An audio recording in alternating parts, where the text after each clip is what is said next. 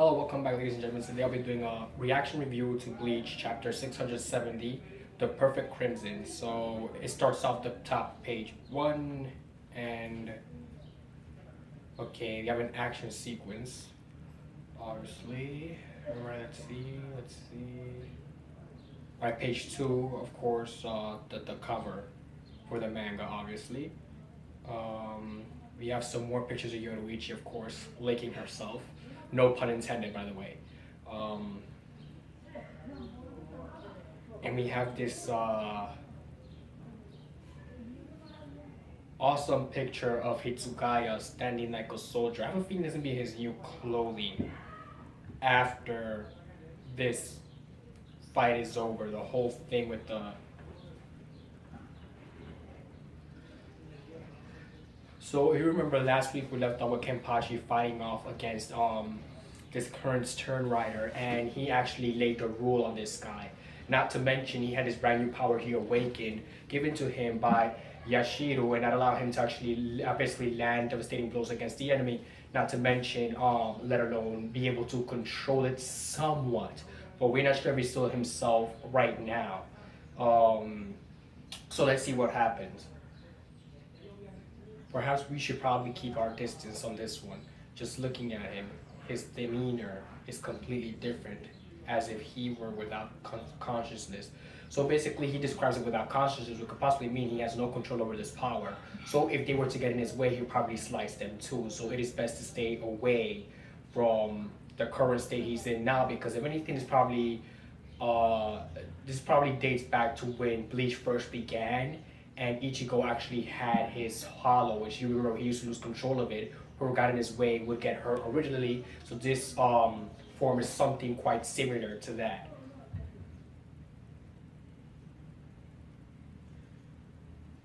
Okay, we have Hitsugaya screaming "What at the sky?"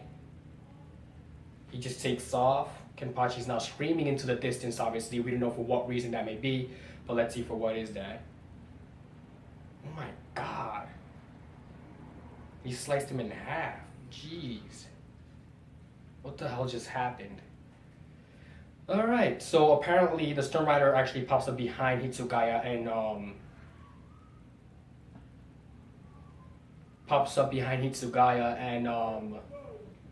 Byakuya, of course, and he seems to be putting himself back together, which is pretty weird in a sense, because he never mentioned he had the ability to put himself back together and regain his body, let alone put his body together and regain consciousness. This is just weird for an enemy of this magnitude to even have power like this. So question is, where is this going? We have no idea. Chances are he just doubled in size like usually, but I have a feeling his downfall will be the simple fact that he is kind of growing too much, and he won't have enough control over that power, just like Kenpachi is right now, and eventually they'll both run out of that power that they're using right now in the battle currently. So now you see a bright flashing light at the bottom, and let's see what happens here. And now we have a new formation. It's called the Perfect Crimson. So I guess the Perfect Crimson could be the title of this manga could be attributed to the new formation that the Stern Rider has unlocked, which is basically the Perfect Crimson form, which probably allows him to use kind of crimson-like techniques, just like Ichigo. Because remember, Ichigo's techniques kind of revolve around crimson-like power, or crimson red. So this guy's able to shoot huge lasers out of his sword and cause massive explosions. And Hitsugaya, of course, using all the curse words in the dictionary to describe what's happening. Not unheard of. It's pretty common, actually. Just in the nick of time, managed to mitigate the damage down below. So he's trying to mitigate the damage caused to Sedate. Meanwhile, Byakuya is actually standing by, and Kenpachi's the one fighting him. So this can only end in pure destruction at the end, because one person can just mitigate the effect of two enemies that are super high level just fighting each other. It's not going to be possible.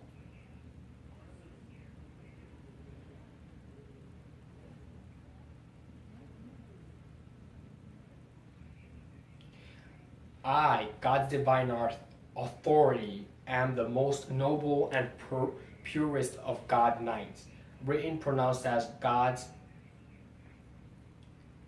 ashes stone. So even when facing my mortality, I would still wield my sword in the name of God. So basically, this guy's like a warrior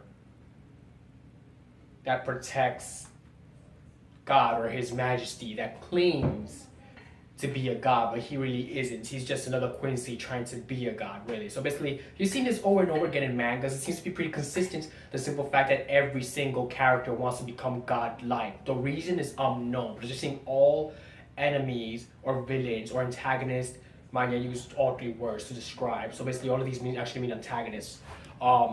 Actually want to be some way, shape, or form of a god or an embodiment of a god for some apparent reason, which is unknown to us, right? Every manga has that one person that wants to achieve that mode, although they know it's going to get them nowhere fast.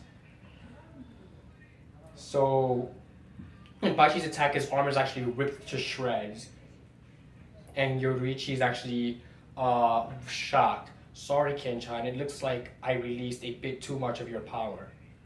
And it seems your body isn't strong enough to withstand this much yet. So Yoruichi is able to analyze the simple fact that Kenpachi is not even able to control that amount of power as of right now. So she might actually take away some of it so he can regain consciousness. In return, probably releasing his full form of his sword, allowing him to fight in a proper battle that does not require him getting his body all torn up in the process. So another action sequence, page 15, and Hitsugaya looks pretty bad. He looks beat at this point.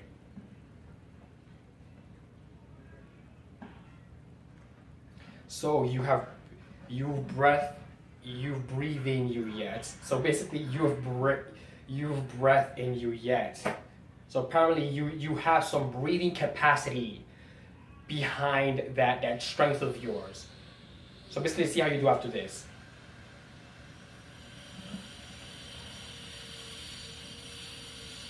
So now Zaraki is looking at Byakuya. Byakuya is looking back at him and he's like, release your Bankai, Captain Hitsugaya. You're at your limits. No, not yet. Captain Hitsugaya. So apparently he knows something about Sanpakuto that Hitsugaya knows. He's like, release it now. Because that form you're in is not your Sanpakuto and you know it. So apparently we're about to find out what his actual Sanpakuto looks like. So this should be interesting. After all, I don't recall ever saying that when the last of my ice petals are shattered, that it was the end. Time is running out. Truth is once the last petal disappears.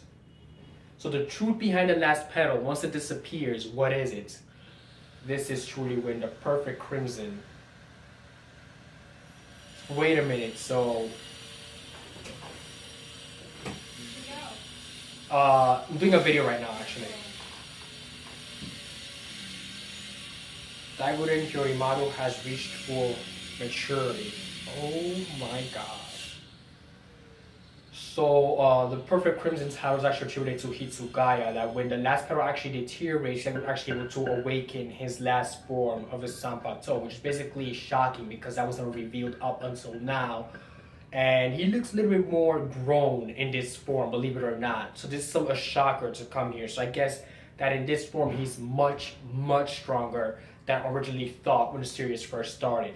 So, which is why Hitsugaya is actually one of my favorite characters, because this element is not only ice, which is one of my favorite elements. I'm actually a lover of snowy days, or snow days, so it only makes sense Hitsugaya is my favorite character. And not only that, he's more calm and chill. You know, even if the situation gets out of hand, he's able to analyze it, just like Byakuya in a sense, just a little bit more, even though he's injured. So right now, he's very, very mature at this point, and the Perfect Crimson has been released. So the question is, what are his techniques besides that massive blizzard he let go on Espada number 3, which is Tia Haribel back then when the Espada were a thing. So into the largest of flowers, the end of chapter 670 has finally come. Next week, I'll be doing 671, so stay tuned for that, of course. Thank you very much for watching this reaction review, and stay safe, and if you're new to my channel, make sure you subscribe and also follow as well, and don't be afraid to comment down below. And by the way, you can follow me on Twitter. Just stay safe.